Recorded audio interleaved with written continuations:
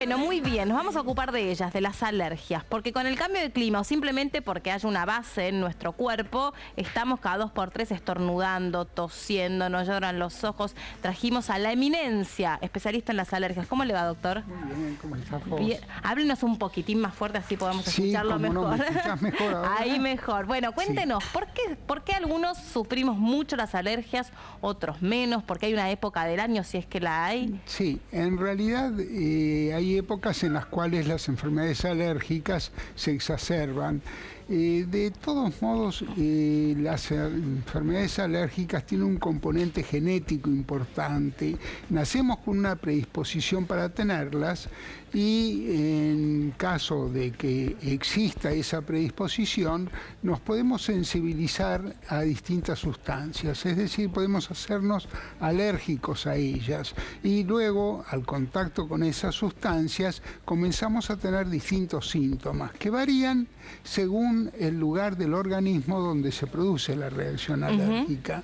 Por eso, y es la más frecuente, cuando la reacción alérgica se produce a nivel de la mucosa de la nariz, se produce la clásica rinitis alérgica con estornudos a repetición, con una secreción acuosa muy abundante, picazón de nariz, pica el paladar, de ojos, picazón de paladar y también una obstrucción nasal que se caracteriza por ser aváscula.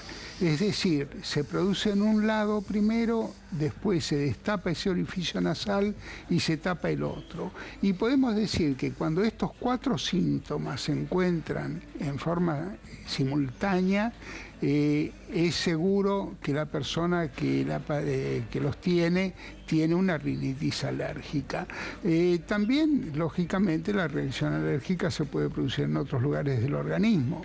A nivel bronquial se producen crisis de asma, en la piel produciéndose urticaria, eczema, dermatitis de contacto. Y así podríamos decir que se pueden producir en cualquier lugar del organismo.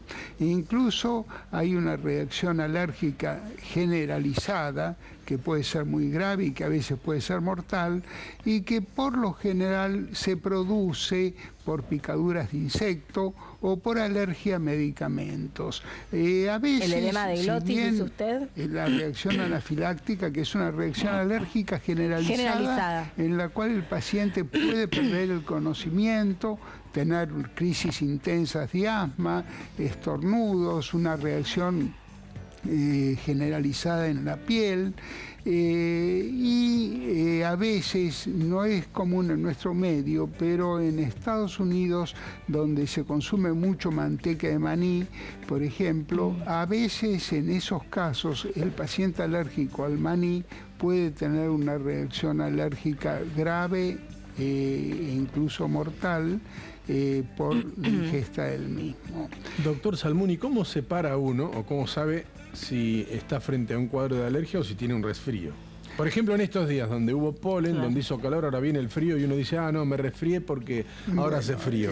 Porque en realidad el paciente alérgico que tiene una rinitis alérgica tiene síntomas de larga data. Se producen en forma más o menos continua los síntomas.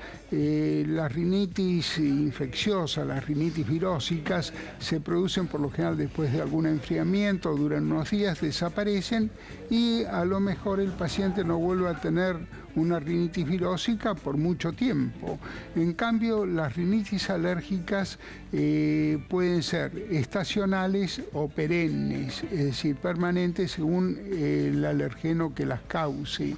Las rinitis por pólenes tienen la característica de producir esos síntomas a los que me referí recién en forma simultánea, intensos y en una época determinada del año.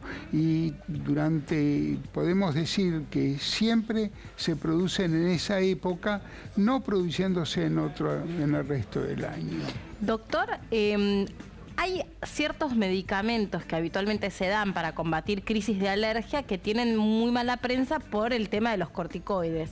¿Son peligrosos? Bueno, uno de los grandes mitos en nuestra especialidad y causa de muchos temores injustificados es ese, el temor a los corticoides. El corticoide es un medicamento que no debe ser usado sin indicación médica, pero cuando está indicado ayuda a salvar muchas vidas. Y no se puede interrumpir. Además que hoy se usan los corticoides por vía inhalatoria, son inocuos, son muy efectivos porque actúan directamente en el lugar donde tienen que actuar, a nivel de la mucosa nasal o a nivel de los bronquios, y consiguen solucionar muchas veces las crisis rápidamente.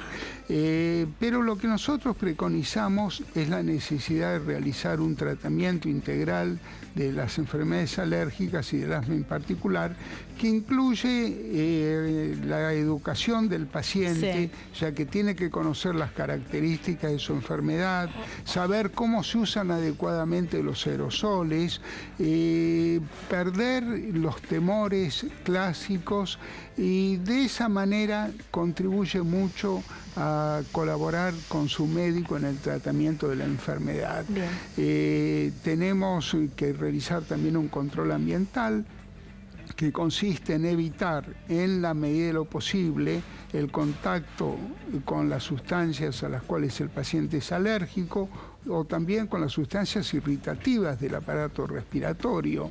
Además, hoy contamos con medicamentos que nos permiten no solo tratar el síntoma, tratar la crisis cuando se produce, sino prevenir la aparición de las crisis. Bien. Dentro del tratamiento integral también es importante la inmunoterapia, ya que en un paper que publicó hace unos años la Organización Mundial de la Salud, consideraba que el control ambiental y la inmunoterapia, las vacunas, son las que pueden permitir combatir no el síntoma, sino la causa que desencadena. Bien, doctor, el síntoma. muchísimas gracias. Ahí le debemos agregar, si me permite 2 minutos, el apoyo psicológico, ya que las enfermedades alérgicas son de larga evolución, de largo tratamiento, y eso a veces angustia al paciente. Claro.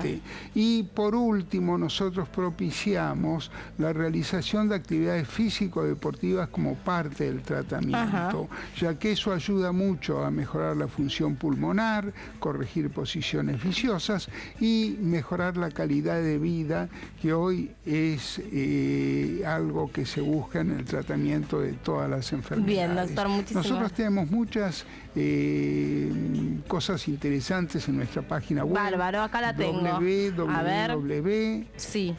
.fundaler.org.ar. Gracias, muy amable. Gracias a ustedes. Hasta luego, un gusto.